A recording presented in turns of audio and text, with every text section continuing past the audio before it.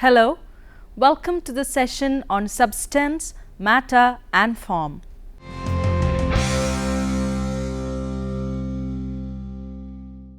Form and matter, as stated by Aristotle, are the core principles of which all real or actual things, substances, are composed. Aristotle argued that the forms which he often equated with essences exist in real things. Human minds are equipped with the rational power to abstract the essences out of real things in order to know them as universal. For Aristotle, form is the determinate structure, morph, which gives things their essential characteristics or attributes. Matter, on the other hand, is the ultimate substrate or stuff, hyle, out of which all physical things are made. Aristotle contends that every physical object is a compound of matter and form.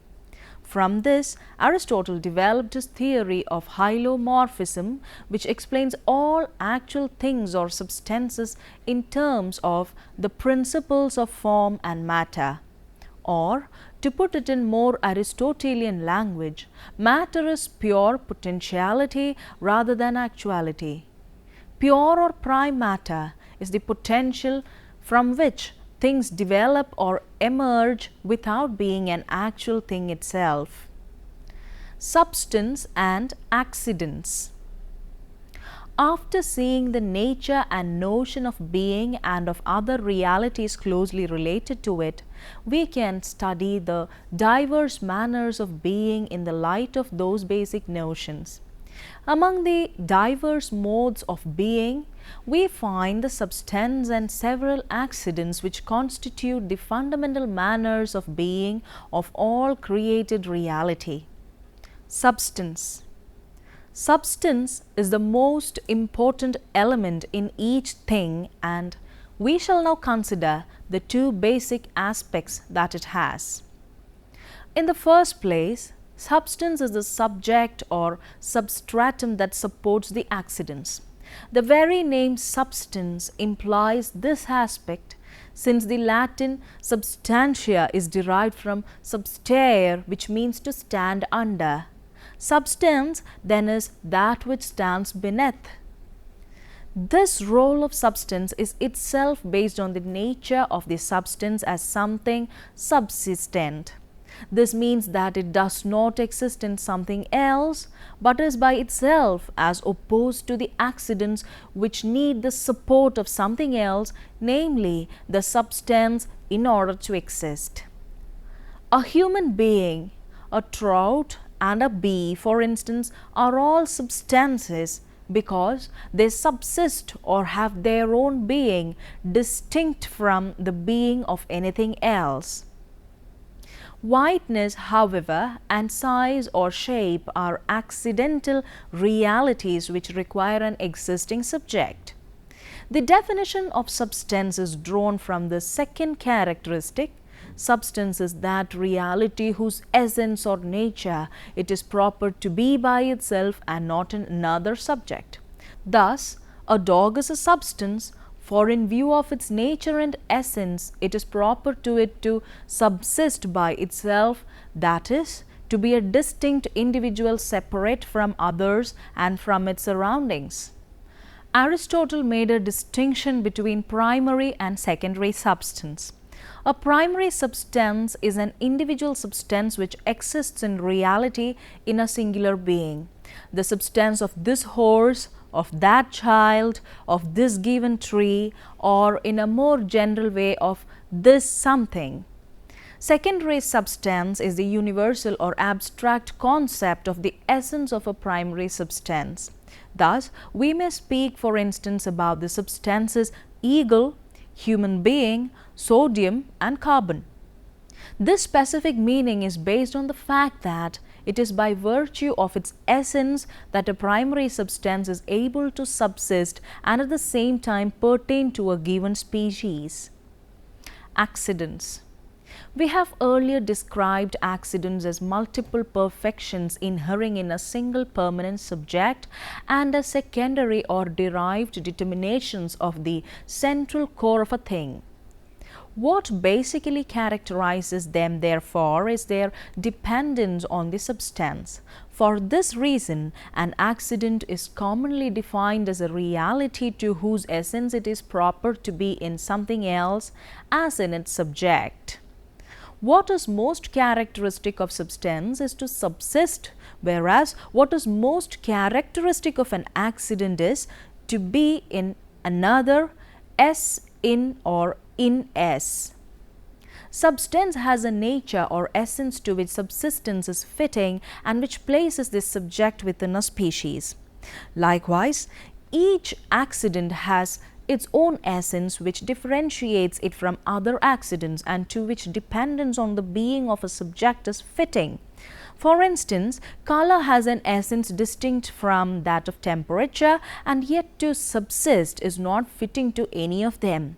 Rather, both of them are in some substance. There is a great variety of accidents, but we can classify them into 4 groups according to their origin. Accidents which belong to the species. These are accidents which spring from the specific principles of the essence of a thing and are therefore properties common to all individuals of the same species. Example, the shape of a horse, the powers of understanding and willing in human being. Accidents which are inseparable from each individual. These accidents stem from the specific way the essence is present in a given individual, for instance, being tall or short, being fair or dark complexioned, being a man or a woman. These are all individual characteristics which have a permanent basis in their subject. Accidents which are separable from each individual. These accidents, such as being seated or standing, walking or studying, stem from the internal principles of their subject, but they affect it only in a transient manner. Accidents which stem from an external agent. Some of these may be violent, that is, they are imposed upon the subject against the normal tendency of its nature. Example, a viral disease. Others, in contrast, may actually be beneficial to the subject which receives them. Example, instruction received from another person. After the study of the nature of these 2 manners of being, it would now be appropriate to turn our attention to the way they relate to one another in every individual being. Real distinction. A substance and its accidents are really distinct from one another. This can be clearly seen by observing accidental changes in which certain secondary perfections disappear and give way to other new ones without the substance itself being changed into another substance. Such alterations are only possible if the accidents are really distinct from the substance which they affect. The color of an apple, for instance, is something really distinct from the apple itself, since the apple changes in color when it ripens but does not cease to be an apple. S is the root of the unity of substance and accidents. A being is certain whole which is composed of a substance and certain accidents. These are elements which form a certain unity and do not exist separately. No accidents exist without its substance, and no substance exists without its accidents. These realities lie in different levels, since the accidents depend on the being of the substance and not the other way around. Therefore, the composite is by virtue of the act of being of the substance in which each of the accidents also shares. Each thing has but one act of being. Thus, the entire substantial and accidental reality of a being is by virtue of a single act of being which, properly speaking, belongs to the substance. The 3 ways in which substance and accidents are related.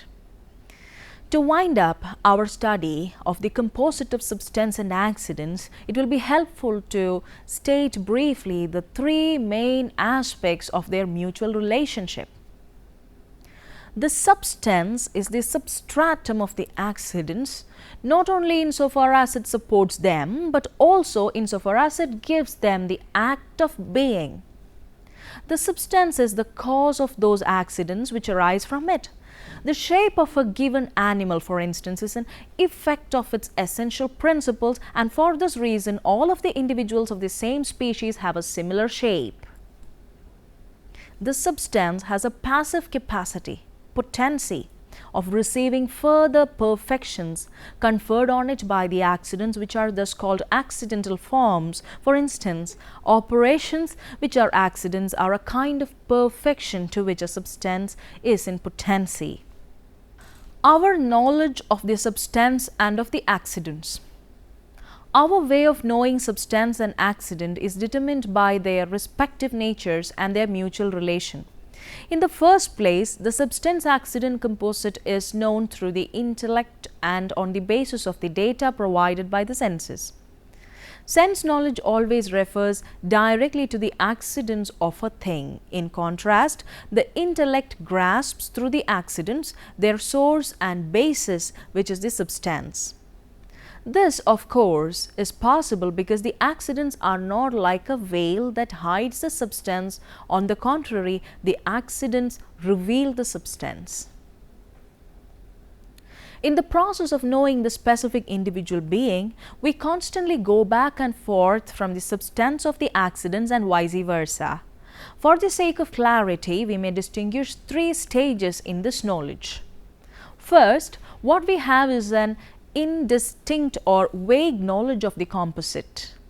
Whenever we encounter an unknown object whose nature we are not familiar with, we immediately understand that the qualities perceived by our senses, example, color, shape, size, are not independent realities but a unified whole by virtue of their belonging to a single substance.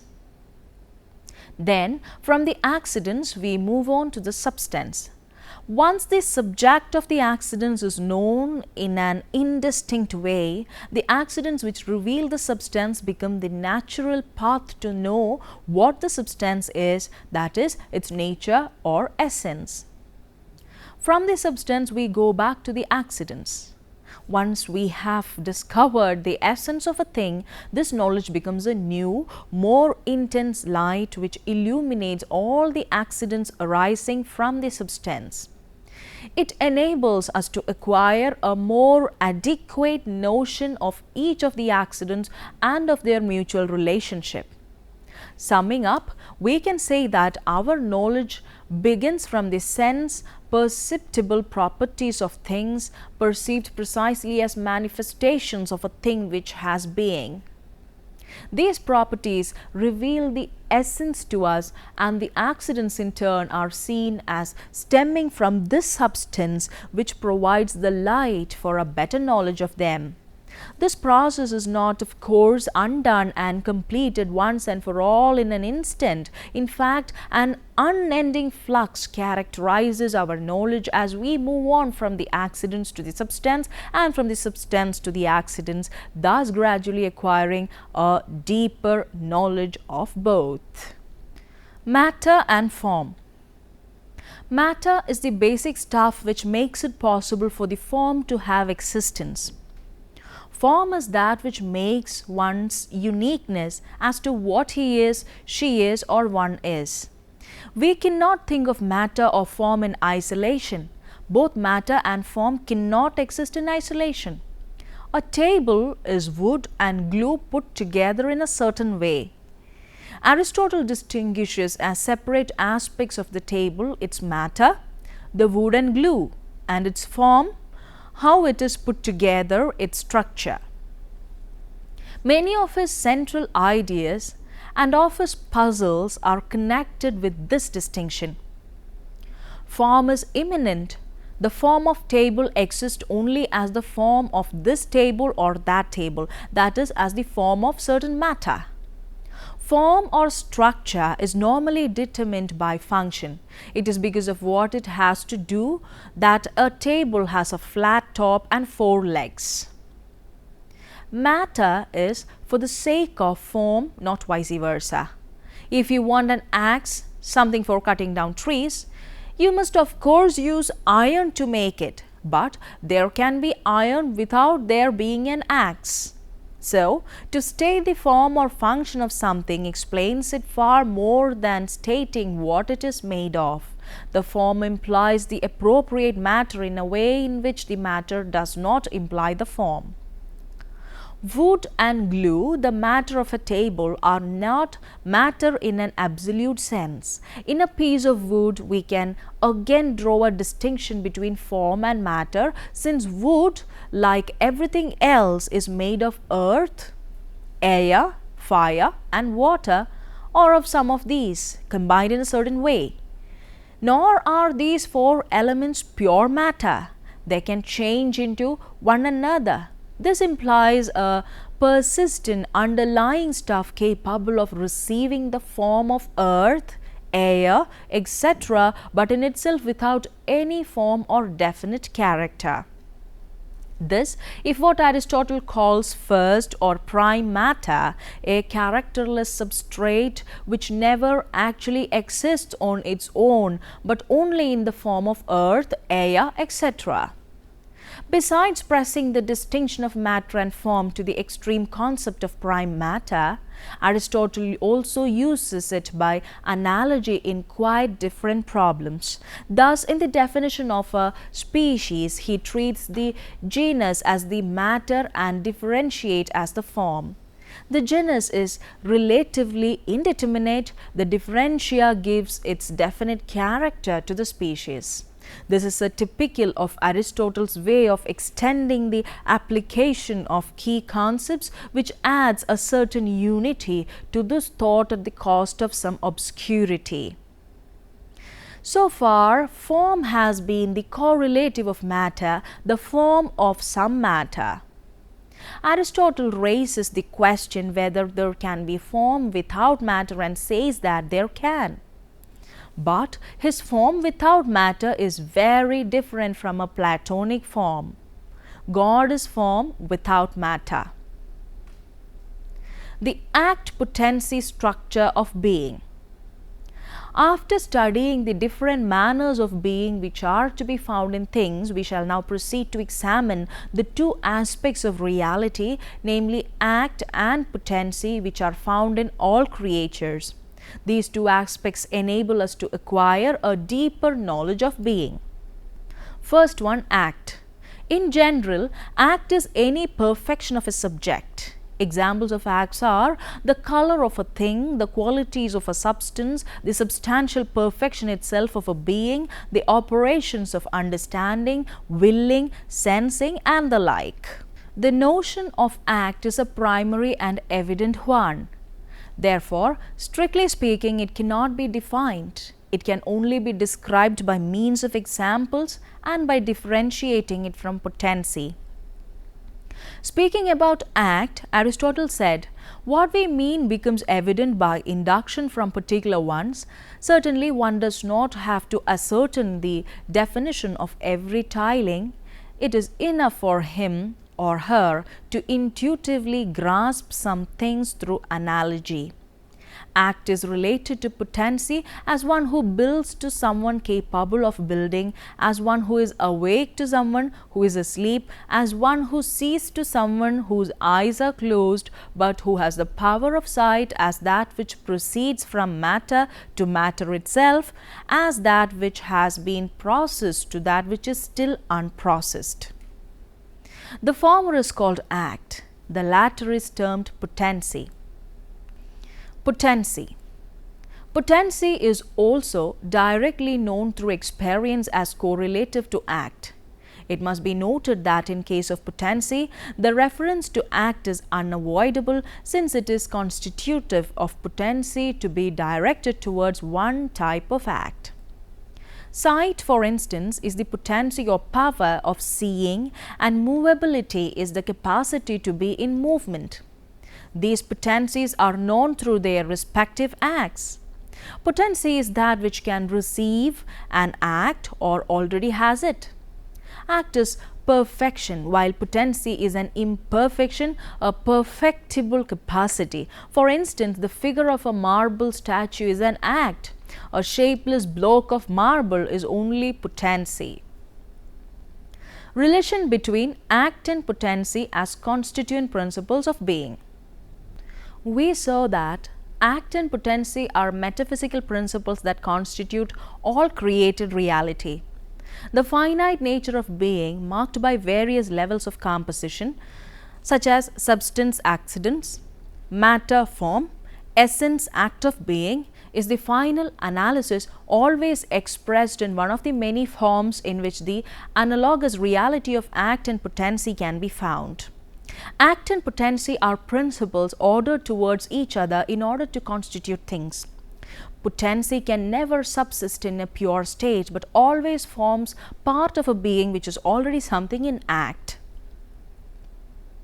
In finite beings, act is always united to potency. Only in God, who is pure act, is potency absolute absent. We shall now consider in detail entire relation between these two principles of being. Potency is the subject in which the act is received. Experience does not reveal to us any subsistent acts or perfections. Example, justice, whiteness, beauty. Rather, it acts or perfections which are received in a potential subject. A just being, a beautiful image, a white sheet. Justice, beauty and whiteness are universal notions abstracted from reality. Act is limited by the potency which receives it. Every act or perfection received in a subject is limited by the capacity of the recipient. No matter how abundant the waters of a spring might be, a glass can contain only the amount of water equal to its own volume. Similarly, the whiteness of a piece of paper is restricted by the dimensions of the paper. Each human being acquires knowledge in accordance with his or her own intellectual capacity. An act is not limited by itself, since of itself it is perfection and does not entail any imperfection as such.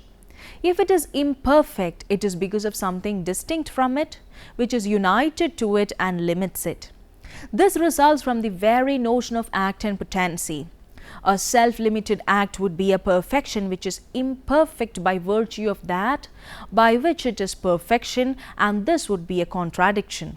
If someone is wise only to a limited extent, for instance, this is not because wisdom itself is limited. Wisdom of itself is nothing but wisdom, but because of some deficiency of the subject. Act is multiplied through potency. This means that the same act can be present in many due to the many subjects which can receive it. The specific perfection, eagle for instance, is found in many individuals because it is present in potency. Whiteness is multiplied insofar as there are many objects having the same color. The imprint of a coin can be repeated indefinitely as long as there is material on which it can be stamped. Multiplicity is intimately linked to limitation. Act can only be limited and multiplied by a receptive potency. If whiteness were to exist on its own, without inhering in a subject, it would be unique and thus would encompass within itself the entire perfection of color white. Setting aside the illustrative example, we must say that the only separated perfection is the subsistent act of being, which is God. In God, the S is not limited by any receptive potency and consequently God is one. Analogously, angels are pure forms not received in matter, thus they are not multiplied, as we shall see in the succeeding chapters. Act is related to potency as that which is participated to the participant. The relationship between act and potency can be perfectly understood in terms of participation. To anticipate is to have something partially or in part. Now, try to answer some questions. First one, What are the main contributions of Aristotle towards modern philosophy? Second one, what is the relationship between substance and accidents? Third one, what are the different kinds of accidents? Fourth, write a short essay on matter and form and its relationship with each other. Discuss on act and potency. Now, books for further reference. Western Philosophy and Philosophers by O.J. Urmson, Hutchinson and Company, London, 1960. A Critical History of Western Philosophy by Y. Masih, Motilal Banarsidass, Delhi, 1994. History of Philosophy by William Turner, Ginn and Company, New York, 1929. Routledge History of Philosophy Volume 2 From Aristotle to Augustine, Furley, Routledge, London, 1999. History of Philosophy by Ramnath Sharma, Kedarnath Ramnath, Delhi, 1950. Aristotle by Christopher Shields, Routledge, London, 2007. Thank you for watching today's program. Hope today's program was enriching. Goodbye.